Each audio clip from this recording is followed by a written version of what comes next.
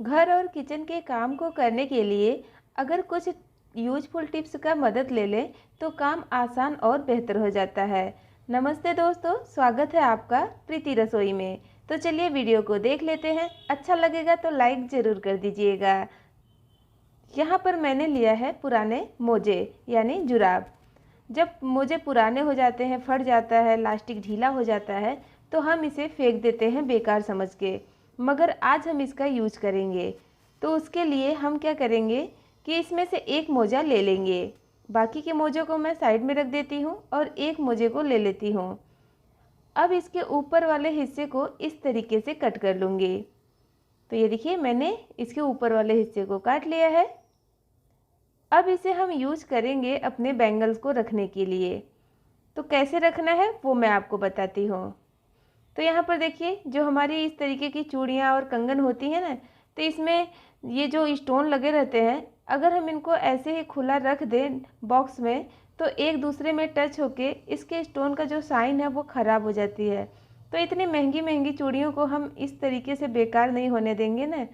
तो आप क्या करें कि जितनी भी आपकी इस तरीके की चूड़ियाँ हो उसे आप इस तरीके से सॉक्स के अंदर रख दें। तो यहाँ पर मैंने सारे कंगन को सॉक्स के अंदर रख दिया है। अब इसे आप उठाकर किसी भी बॉक्स में रखिए या फिर अपने ड्रेसिंग टेबल के ड्रॉर में भी रख सकती हैं। ये ड्रॉर में बिखरेगा भी नहीं और इसका जो शाइन है वो भी नहीं ख़त्म होगा, यानी ये अच्छे से बंद रहेगा। और जब भी आपको यूज करना होगा सारा कंगन एक साथ आपको मिल जाएगा, इधर उधर नहीं होगा। तो ये तो हो गया इसके ऊपर वाले पार्ट का। अब जो बचा हुआ पार्ट है मोजे का, यहाँ पर देखिए ऊपर का अभी आधा बचा है ना, तो हम इसको भी काट कर निकाल लेंगे। तो यहाँ पर मैंने इसके इतने पार्ट को निकाल लिया है काट के। अब इसको खींचकर इस तरीके से रबर बैंड के जैसे बना लेंगे। अब जब भी हम प्रेस को रखते हैं तो इसका जो वायर है ना, इस तरीके से फैला रहता है, जिसकी वजह से ये बहुत ज़्यादा स्पेस ले लेता है और देखने में अच्छा भी नहीं लगता। जब इसे हम फोल्ड करके रखते हैं उसके बाद भी ये खुल जाता है। तो प्रेस को रखने के लिए मोजे का ही यूज करेंगे। तो उसके लिए पहले प्रेस के तार को इस तरीके से फोल्ड कर लेंगे। अब जो जुराब का हमने हिस्सा काट के रबर बैंड बनाया है ना, उसे हम यूज करेंगे। तो उसके लिए हम क्या करेंगे कि प्रेस के हैंडल से उसके वायर को इस तरीके से अटैच करेंगे। फिर जुराब को अंदर से खींचते हुए एक हिस्से को दूसरे में डालकर इस तरीके से प्रेस के प्लग में फंसा देंगे। और ये देखिए, ये एक साथ भी रहेगा और जहाँ पर भी रखेंगे कम जगह लेगा और इसका वायर अलग से बिखरेगा नहीं। तो ये फटे हुए जुराब का आइडिया कैसा लगा मुझे ज़रूर बताइएगा। जब कभी भी बच्चों को सर्कल बनाना रहता है, यानी कोई ड्राइंग बनाने में उनको गोलाकार चाहिए या फिर कहीं और पर उनको गोलाकार चाहिए, तो हाथ से उनसे बराबर सर्कल नहीं बनता है, यानी एकदम परफेक्ट सर्कल नहीं बनता है। और छोटे बच्चों के पास प्रकाल भी नहीं रहता है। तो उनके लिए सर्कल बनाने के लिए आप इस तरीके से सेफ्टी पिन का यूज़ कर सकती हैं। तो यहाँ पर मैंने 2 सेफ्टी पिन लिया है। अगर आपको बड़ा सर्कल बनाना है तो बड़ा सेफ्टी पिन का यूज़ करें और छोटा सर्कल बनाना है तो छोटे सेफ्टी पिन का यूज़ करें। अब जिस पेज पर आपको सर्कल बनाना है उस पे सेफ्टी पिन को रख दें और पिन के नीचे जो गोलाकार रहता है उसके अंदर एक पेंसिल डालकर थोड़ा सा स्ट्रॉन्ग हाथ से दबाकर पकड़ लें। पिन के आगे वाले हिस्से में दूसरे पेंसिल को डालकर इस तरीके से गोलाकार में पिन को घुमा दें। और ये देखिए, पेंसिल से एकदम बराबर परफेक्ट सर्कल बन गया है, बिल्कुल भी टेढ़ा नहीं हुआ है। कोई नहीं बोलेगा कि आपने इसे बिना प्रकाल से बनाया है। छोटा सर्कल बनाने के लिए सेम तरीके से छोटे पिन का यूज करेंगे। तो मैं आपको छोटा सर्कल भी बना के दिखा रही हूँ। और ये देखिए, ये मैंने दोनों पिन से 2 तरीके का सर्कल बना लिया है।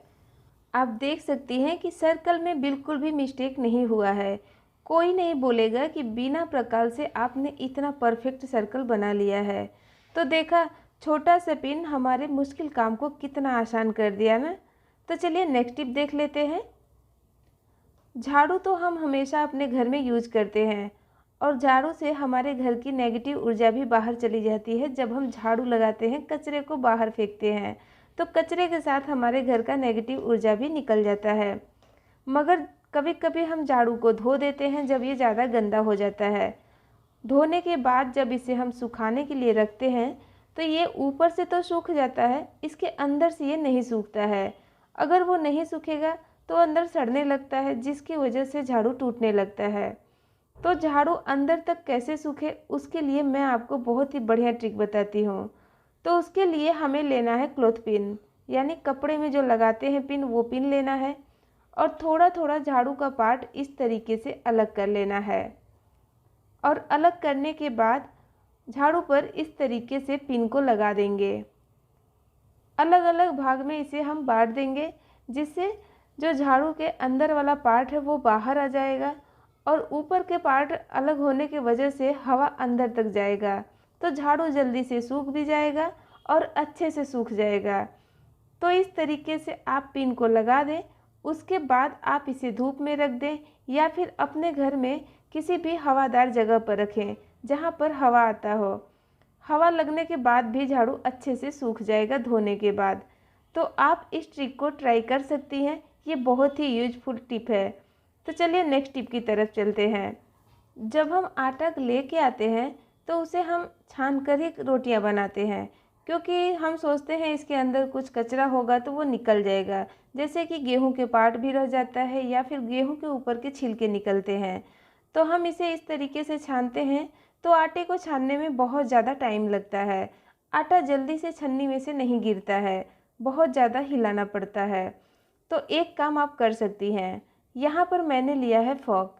आप इसके लिए स्पून का भी यूज़ कर सकती हैं। अब इसमें हम 2 फॉक डाल देंगे। 2 फॉक डालने से थोड़ा सा जल्दी काम होगा। उसके बाद आप आटे को डालकर इस तरीके से छानें। आप देखेंगे कि बिना फॉक के जब हम आटे को छान रहे थे तो बहुत ज़्यादा टाइम लग रहा था, और फॉक डालने से हमारा आधा टाइम बच जाएगा। फॉक इधर उधर घूमेगा, जो आटे से टकराएगा तो आटा जल्दी से छन्नी में से बाहर गिर जाएगा। तो इस तरीके से आप ज़्यादा से ज़्यादा आटे को कम टाइम में छान सकती हैं। तो इस यूजफुल टिप को एक बार ज़रूर से ट्राई करके देखिएगा, आपको बहुत ही यूजफुल लगेगा, क्योंकि हर कोई चाहता है कि उसका समय थोड़ा सा बच जाए अपने लिए। तो फ्रेंड, ये कुछ ऐसे यूजफुल किचन टिप्स थे जिसे मैं अपने घर और किचन के कामों को आसान और बेहतर बनाती हूँ। आप भी ट्राई करिएगा।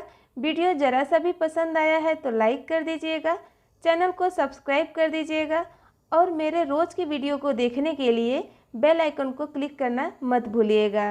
वीडियो देखने के लिए थैंक यू।